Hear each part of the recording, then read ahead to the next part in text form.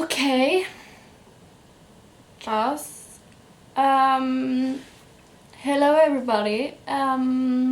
This is crazy, but this is actually my first English video ever. I hope it's not the last, but we will see. But I've been doing YouTube for maybe a year now in Norwegian because I'm from Norway. My name is Christina. Norway, 21 years old, and now living as I'm blogging, doing YouTubes, but also in the same time I've been working as a stripper. So my life is like not normal at all, and it was not normal from before.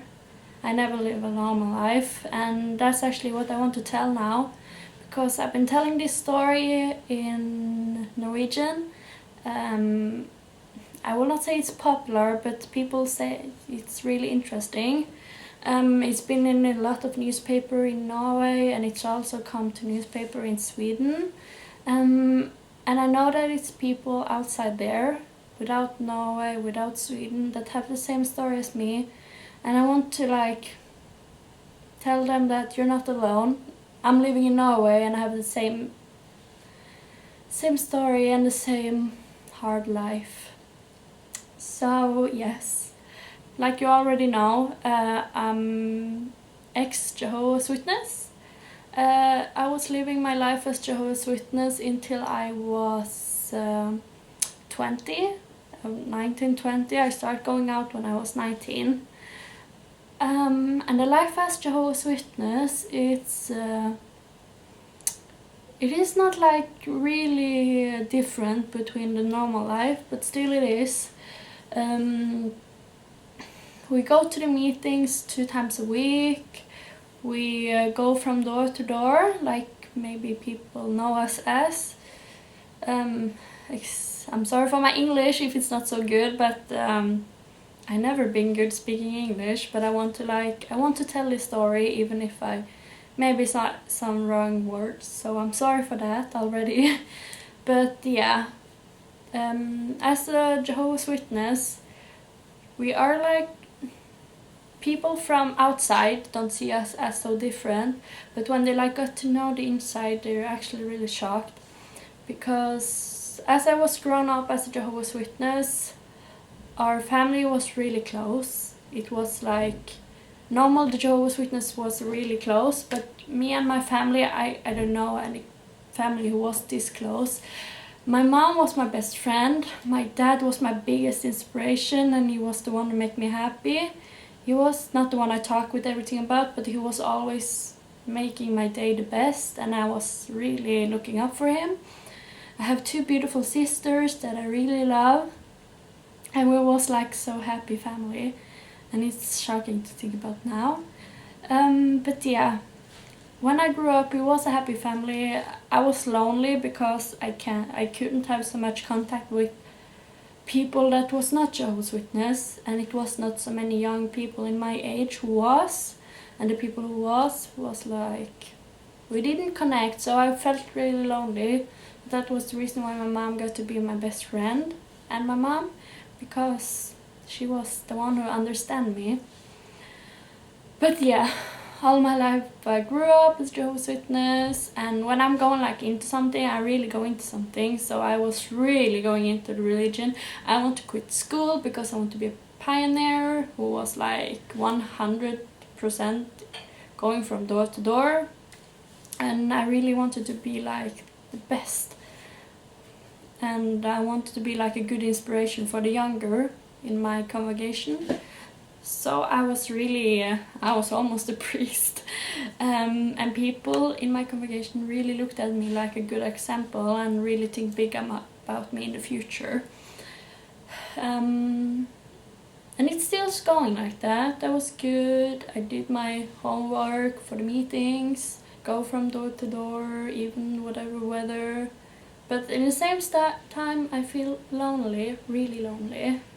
And it's not a good feeling lonely, and I know it's many people who are Jehovah's Witness and go out, it's because they was lonely, because that's a typical situation to be in, because it's not many people are Jehovah's Witness, and if you're only going to like be with them, like if you want to be an inspiration for others, you have to be with only Jehovah's Witness. And times goes, and when I started to go in, I think I was 15 maybe. Then I started to like feel more about I like to be different. I like to like be inspiration for like people with another meaning. I want to be like inspiration to follow your dreams. I love to dance. I love to like get the attention. I love to wear clothes that was like tight to like show my curves. I love fitness. It was like something wrong, because being Jehovah's Witness, you have to be really natural, not too much. You should not like shine, to say it like that. You should be really like not a person that people look at. You should just doing your life for God and not be too much focused about you. And that was like wrong for my wishes, because I wanted to be like, I want to be something more, but in the same time I want to be inspiration for Jehovah's Witness, so it was like really hard for me. And yeah, when I was 15, 16, I started to like struggle between Jehovah's Witness and my dreams. And I started to like try out the world. I started to be with friends in my school, because I was never with my friends in school before. And I didn't feel much about the loneliness again. And that was a really good feeling, to like feel that I have friends. And yeah, start going out with them, being with them after school. I was in a dancing group with boys, and I started being with boys. It was really like, it was like a new happiness I get. But at the same time I feel like I was like too much in the religion that I didn't want to go out. And I never think about going out. But the times goes, and I start to go to high school, and I fall in love with a boy that was not Jehovah's Witness. I really fall in love with him, and I did really like him. And I tried to like make him come inside of the Jehovah's Witness, but I knew it will never happen. But I tried, because then it was like more legal for me to be with him. But my mother like see this, and she didn't like it, of course. He was not Jehovah's Witness, and if I'm going to marry someone, he have to be Jehovah's Witness. And I was like a lot with him, and I was open with it, because I didn't want to hide it anymore. And then one day she said to me like, I have to choose, because I was like not baptized, but I was like close to being that, so I was inspiration for people. And being with a guy, and people know that I was with a guy, and then like being that inspiration, was not, I have to choose. So she said that I have to choose the boy and tell the congregation or the priest, I don't know what we call him in English. So I have to choose, and in that time I did still really love Jehovah, the God we believed in. And I stopped being with the guy because of that. And I was really sad of that, but in the same time today I'm happy for it, because he was ass with me. When it stops, he showed his side. But still it was like, it was a really tough decision for me then. But I choose Jehovah, and I start focus again, and I get baptized when I was 16. Yeah, so it was like almost right after I break up with the guy, I went into Jehovah's Witness and baptized, because Jehovah's Witness don't baptize when they get born. They baptize when they feel ready. And that was, I don't know, it was not my best decision, but still I would do the same today. If I have to go back in time, I would do the same. But yeah, the reason why I did get baptized was because I want to be inspiration, of course, and I did love Jehovah in that time. But it's still, in the same time, I thought that if I go and get baptized now, the people in my age will see me as an inspiration, and they will start being with me, start being friends with me, because I was a good one. And I hope I get a boyfriend that was Jehovah's Witness, because I was really in love with another one who was, but I did never get him. So I thought maybe he will look at me now. But no, I did not get more friends. I did not get a boyfriend. I even feel more lonely.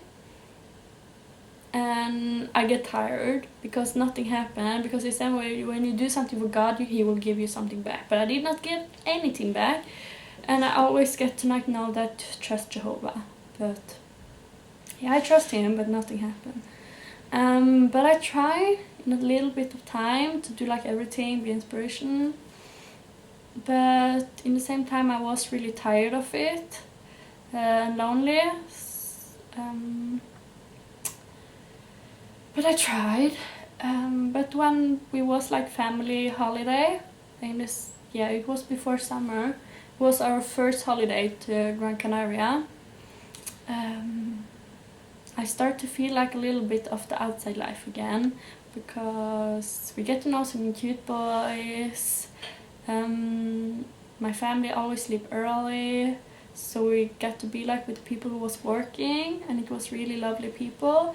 I get to taste drinks and get like full for the first time, like drunk, and it was really funny. I get really like a good taste of it, and when I come home I wanted more. So I started to go out. I contacted my old friends from school. I started to go out party. I lost my virginity. Something is really bad in Jehovah's Witness. You're going to be like virginity until you're married. So I did that wrong. I did like everything wrong, but still at the same time it felt right for me, because that was like what I wanted to do. I started blogging, something that was really bad.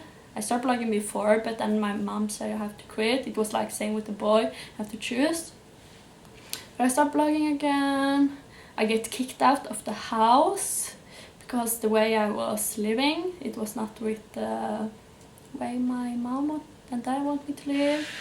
I stopped going to the meetings, stopped going from door to door, and I really stopped with everything. I was just like tired. And I needed a break. I needed a break for everything, because it was nothing there that made me happy. And not going was like, I didn't feel like I missed something. I think it was just like a period I was like really tired, because everything I do, and I did it 100%, but still I didn't do it for me. I did it because I want my parents to be happy. I want to get friends. So yeah, I want friends. I want to be good inspiration, but everything I do for other people, I didn't get anything back, so I didn't feel like, I didn't feel happy for me. So actually, like when I start quitting everything for everybody and start doing things for me, I really feel good, really good. And I always love writing, and I always wanted to blog and give inspiration to other people, and this was in another way that I feel like I get something back of giving some inspiration. So I do that, and it was hard, but at the same time I feel really good. I was never thinking about going back, and after that I actually got to Gran Canaria with my parents and family again for holiday. They say I was not going to come because of the way I live, but the family situation was really up and down, and they feel sorry for me, so I could come with my sister. But in that time I was like out. I was in the paper, but I was out by the way I lived. But we come, and I did respect them, the way they live, but I have dresses that was not under the knee, and that was like slutty. And I did have bikinis with Brazilian, and that was something my dad hate.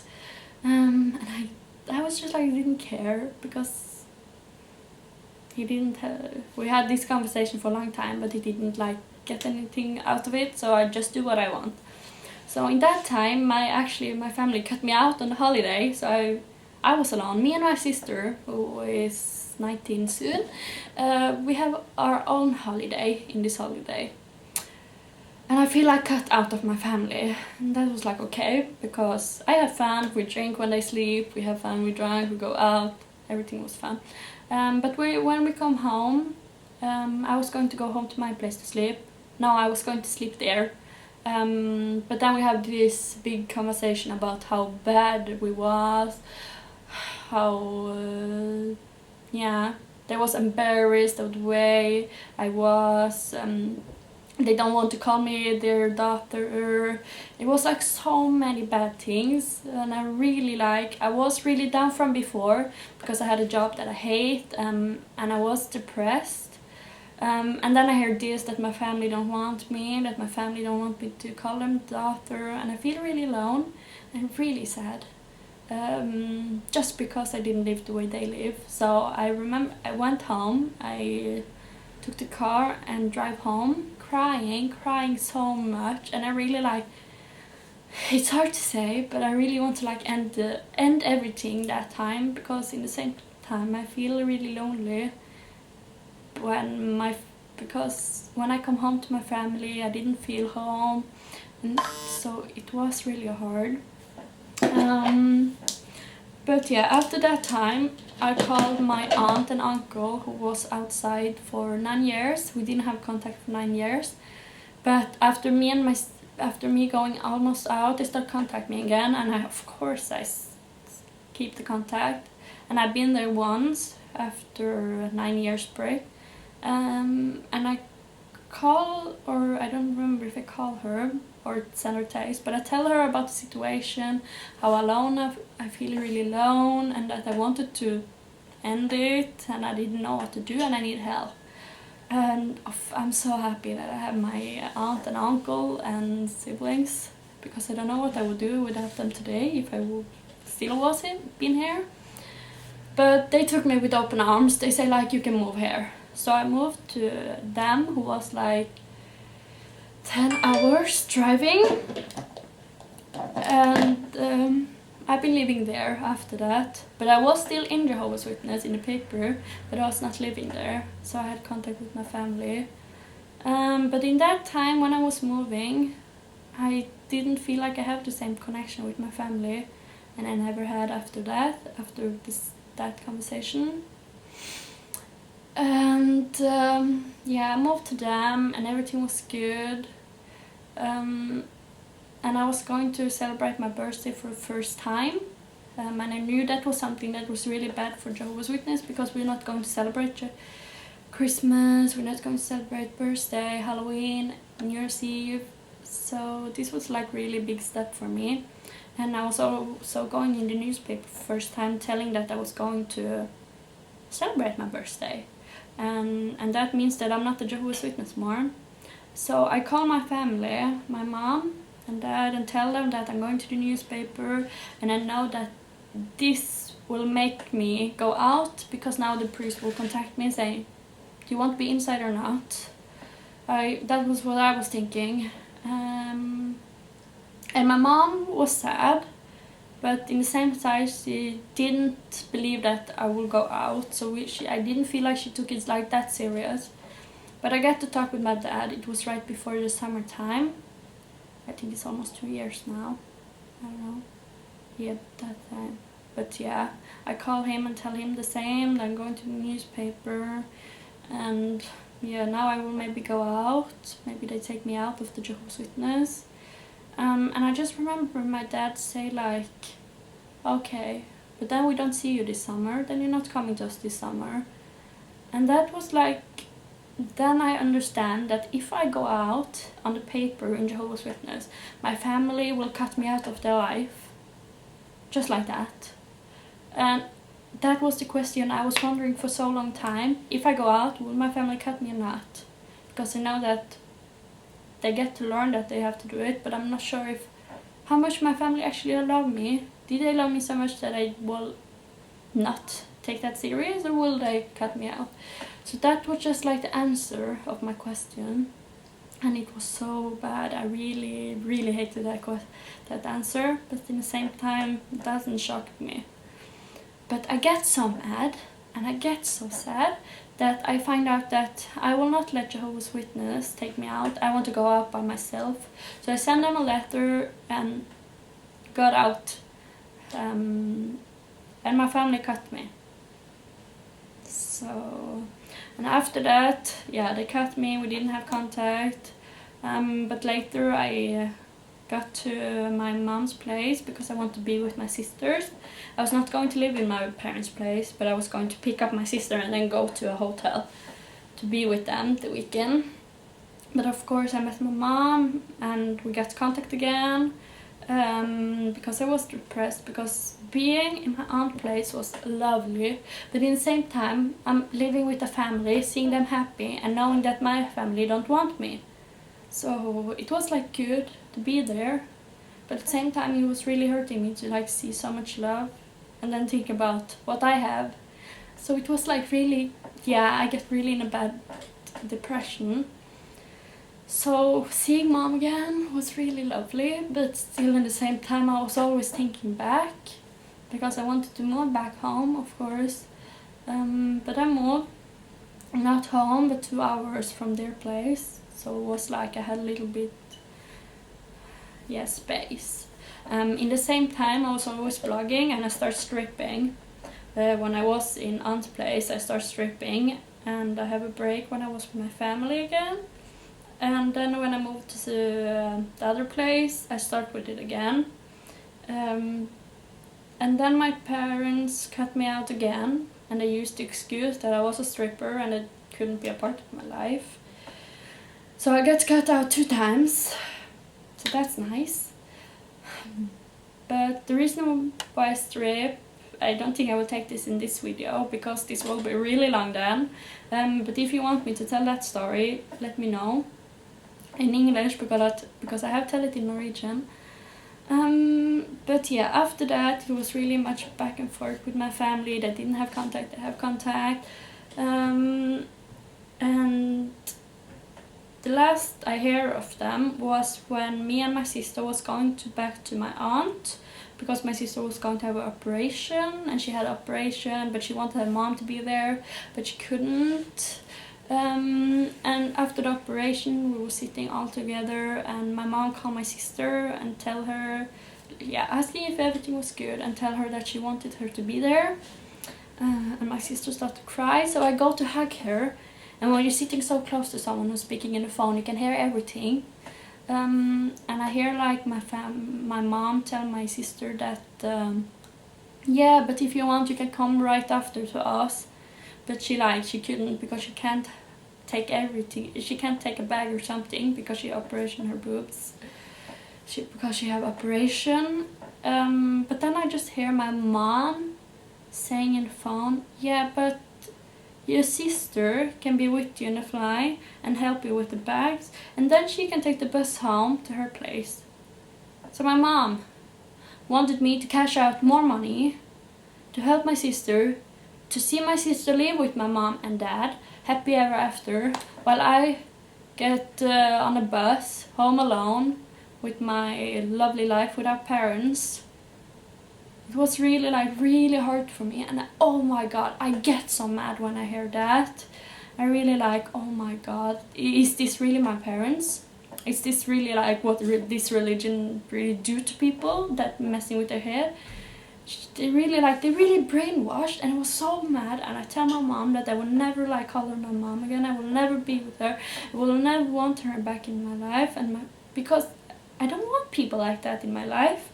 Even if you're brainwashed or not, you're still a human, and you should still know what you're thinking and what you're feeling. If you love me, you will not care about religion. So I got so mad. I really got so mad. And after that, I have not speak with my mom. She sends the message sometimes that she love me, but I don't feel it because she don't love me, because then she would be here. So, yeah. That's my beautiful life. After that, I can say now, even what I go through, and even if I don't think I speak with my mom and dad in 10 years. No, 10 years, oh my god, 1 year. Around 1 year now, almost. something like that.